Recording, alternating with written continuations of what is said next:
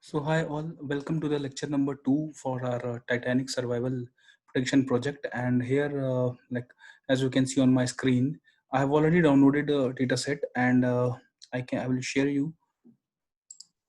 Yeah. So this is my folder on the desktop, and these were the three files which were available on the Kaggle website. So gender submission, Titanic. This is the test data, and this is the training data. Okay. So what it looks like is like. We'll show you. So training data has some columns like passenger ID, survived. This is our target variable, okay, and P class name, then sex, age, then siblings. These are I will just talk about the description of these columns in a while, okay.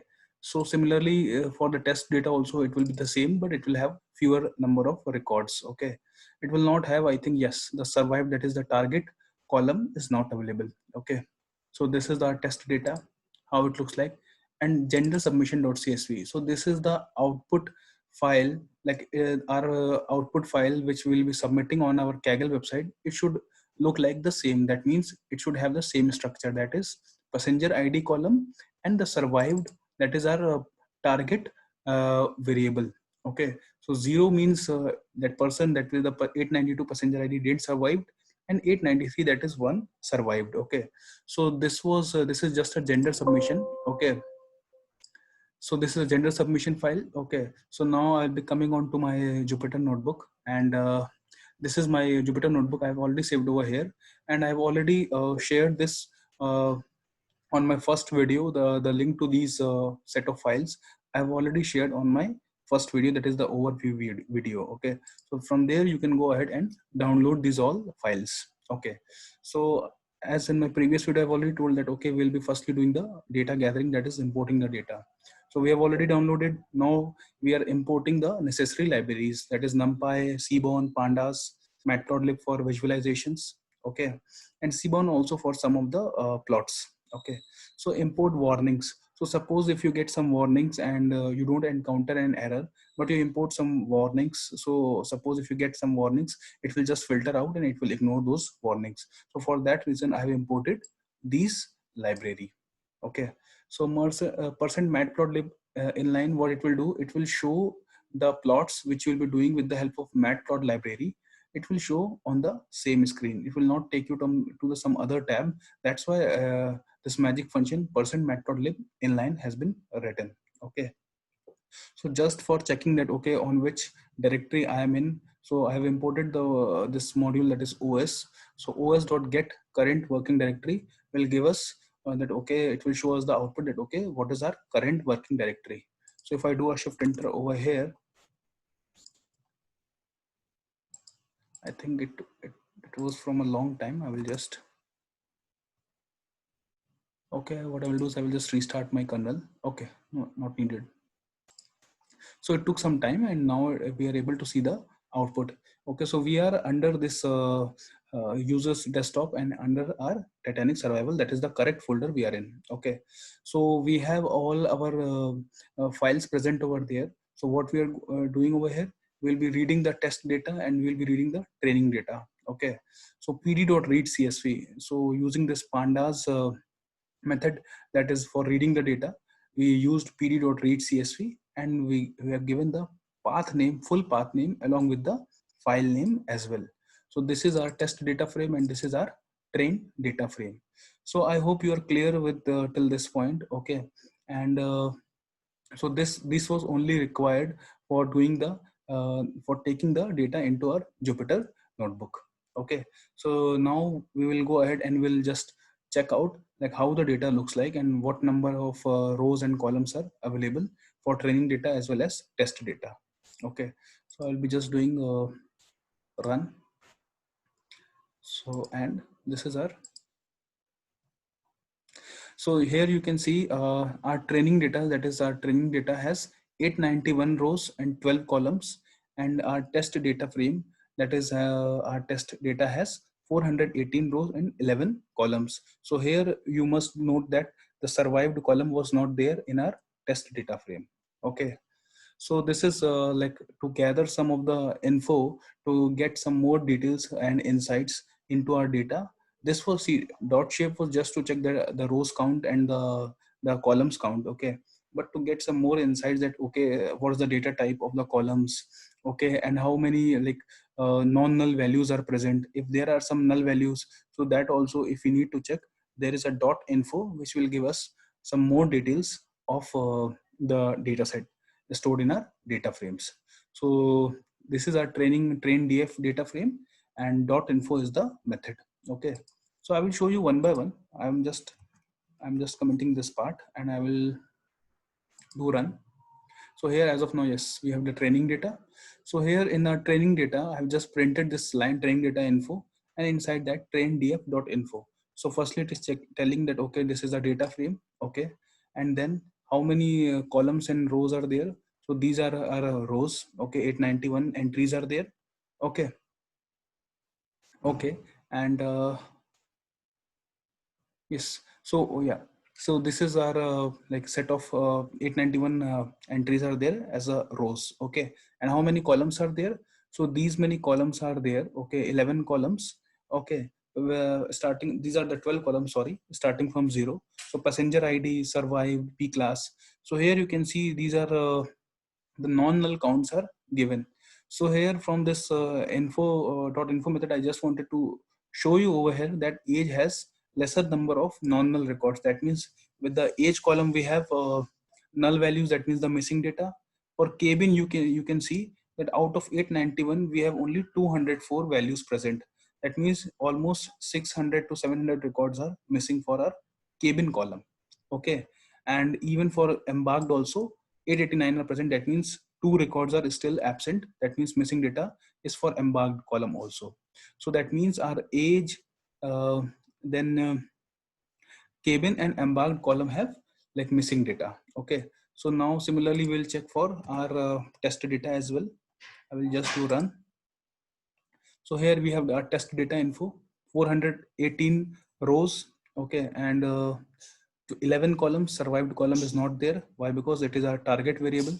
Okay, and that needs to be predicted. So here also you can see for age, out of 418 rows we have 332. So here also in for our test data we need to handle the missing data. Similarly for cabin and for marked also, here for embarked we have entire set of values. So only cabin and age we have missing data. So these were our observations from dot info method. So that's why these observations I have just written over here. Okay, so here the same thing has been written, that cabin, age and embarked column for training are missing, and for our test survived column is our predictor column, so that we need to add. And firstly we'll be handling the missing data. Okay, so in our next tab, next code we have written is we are checking the total count for all the columns, what all the values are missing, and that too we have like sorted in our uh, descending order. Okay, so what all the columns, if you see for the training data, okay, just I have taken the first five like with the help of this dot head method. What we are doing is, this is our train df dot is null dot sum. What I will I can show you this, 1 minute. Okay, so for just showing purpose, what I'm doing is over here is, what this will do is it will just tell for all the columns what all the columns have missing records. Okay, so is null will show that, okay, it will show true if there are missing records, and it will show false if there are like if the value is present. Okay, and then dot sum, it will just check the total count. Okay, for particular, and that means for all the columns. Okay, so if I do a train underscore df is null dot sum, so you can see for age 177 values are missing, for cabin 687 values are missing, and for embarked 2 are missing. Similarly this we can do for our test df dot is null dot sum. So here you can see again for our testing data frame, age and cabin column have the data set missing, and even for the fare also we have one value missing. So that's why if I apply sort values over here, and if I write ascending equals to false, so that means it will sort our values in a descending order. So now Kbin, and what after that what I have done, let's check whether this will work or not. Yes, this also worked. Okay, so it just gave us from the entire set of columns. Uh, these are 5 columns. The top 5 columns are written and shown over here with the help of dot head method. Okay, so this is similarly we can even check for this for train underscore df. So Kbin, age, embarked are the 3 columns which have the data missing, and we have sorted in our descending order. So that's why we have just written these values and displayed with the help of these 2 variables. Okay. So this was the explanation of these lines of code. Now coming on to, we just evaluated it. Okay, we need to check that, okay, before doing an imputation and handling the missing data, at least we should know that, okay, how much data and how much percentage is missing. Only then only we can handle those missing values. If it is a little bit of values are missing, that means 10 to 20% is missing, or around like 5 to 10% is missing, then we can easily impute with the help of and we can handle the missing data with the help of like numpy, using numpy.mean or numpy.min-max. We can try to do that as well to impute and handle the missing data. But if we have like much more like greater than 60 to 70% or more than 80% of data is missing for a particular column, then usually it is recommended to drop that column. Okay, so here I have evaluated the percentage of data missing. So nothing I have done. I have just taken the particular columns count and the total count using this dot count. So dot count will give the actual number of rows, and it will also count the null values as well. So 891 is missing. 891 is the total count for each columns, and what is the particular count for the values which are present, this will be denoted by this variable. Okay, this expression. And then what I've done, see, it will obviously it will come in some like point, in points only, right? Why? Because this will be obviously greater than this expression. So that's why I have just rounded this whole expression till 3 decimal places, and I have multiplied so that it gives us the percentage. And then what we have done, again we have applied the sort values. So this give us the training data for like it will give us the training data missing percentage, and it will give us the test data missing percentage. Okay. So yes, so here I was talking about that, okay, the percentage, this is for our training, that okay, what all the columns, what all the values are missing as a percentage. I have tried to show over here that, okay, what percentage of value is missing for a particular column. So here Kbin is having almost 77% of values missing. For age, almost 20% data is missing, and for embark, like 0.2% is only missing. Similarly, for test data, if we see that Kbin has 78% of data missing. Okay, so generally it will be recommended to drop these kind of columns which have huge number of data missing, or else if you try to impute somehow, then it will affect our prediction as well. Okay, so that's why we will see in our later in this that, okay, what we have done and how did we handle this Kbin column. Okay, so now this is our next method, that is dot describe. So dot describe shows us the statistical summary. Okay, so what statistical summary, it will show that, okay, it will evaluate and it will show that, okay, for each column what is the count, what is the mean value, okay, for that column. Okay, and what is the standard deviation for that particular column, min max values, and the 25 percentile, 50th percentile, and 75 percentile range.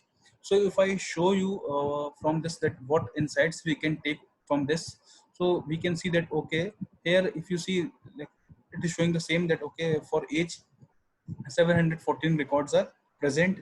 38% of the data only, that means only the 38% means, like here only the 38% persons survived. Okay, see, here mean will show you that, okay, out of 891 mostly would be 0, and only 38% rows would be 1. That's why here it is showing the mean as 0.38.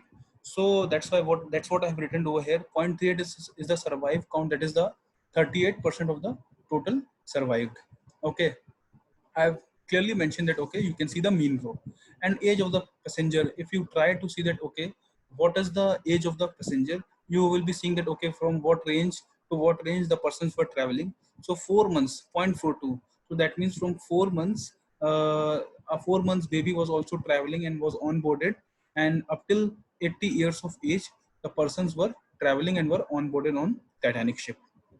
So this was like the insights taken from this dot describe method. So here I have just shown you the training data, how it looks like as a data frame. Okay, so here you can see these are like I have just taken the top 8 rows for the training data, and we'll be just seeing that, okay, what all the columns can be dropped off. Okay, why? Because see, passenger id, passenger id will not be needed. Why? Because clearly with the help of data we can see that, okay, passenger id, name and ticket column, just from like seeing these data we can say that, okay, like ticket, I don't think though from the that the ticket name number would have some contribution in our prediction. Similarly for passenger id, we don't think that, okay, just with the help of id, some of the id we can predict that, okay, these number of ids were survived. So it's just a unique number assigned to the passengers. Okay, and similarly is the uh, like condition with the name. So even with the help of name also, I don't think so, like we can't, as of now, at this point we can't predict that, okay, with the help of just name column we can predict and we can like we can predict that whether the passengers survived or not. Okay, so this is our like first video, and I just tried to show you that, okay, what are the data and what all the useful insights from it. Okay, so thank you, and please tune in for our next video where I'll be talking and doing the exploratory data analysis. So thank you.